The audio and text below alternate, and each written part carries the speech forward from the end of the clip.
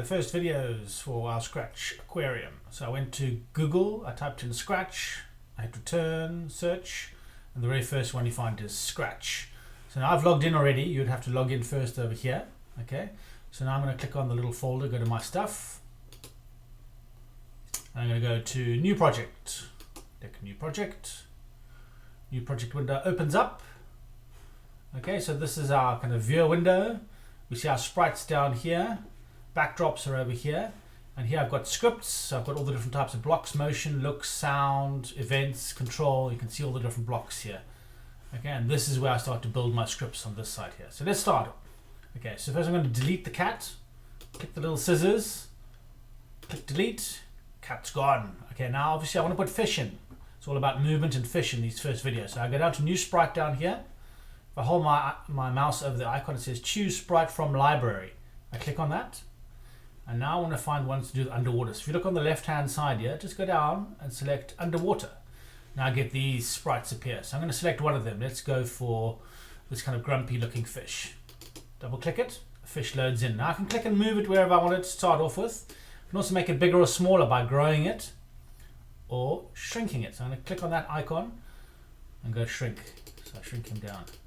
Okay, so in this very first video, I'm going to use a lot of the if on edge bounce is what I'm going to introduce you to that block. Okay, so we're going to use motion blocks.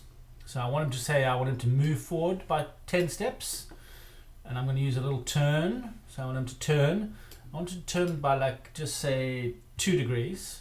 Okay, and I'm going to use this if on edge bounce, which is further down here. So if on edge bounce. What if on edge bounce means that if the fish swims, hits the edge, he bounces back in, so he stays within the fish tank area.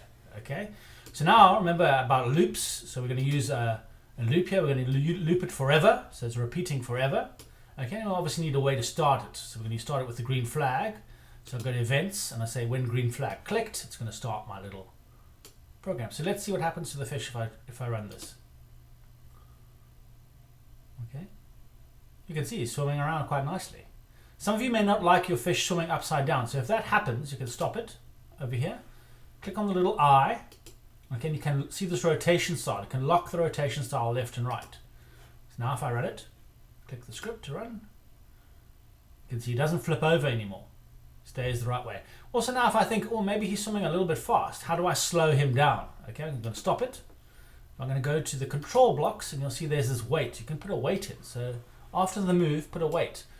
Ideally, make the weight quite small, so I go 0.5 seconds. So it's just a very small weight. Okay, now let's run it and see what happens. See, it's much slower now. So it depends how fast you want it. If I make this, if I stop it again, and make this 0.02 seconds, so it's much slower. I'm going to run it now. You can see it slows him down nicely. So it's all about adjusting this weight. Will adjust how fast he swims. And you see he's using the if on edge bounce. Whenever he bounces on us, hits the side, he bounces back in and stays in our aquarium or fish tank. So it's a very useful block. Okay, that's our first video on movement. The next one will be about using the glide block. Thanks for watching.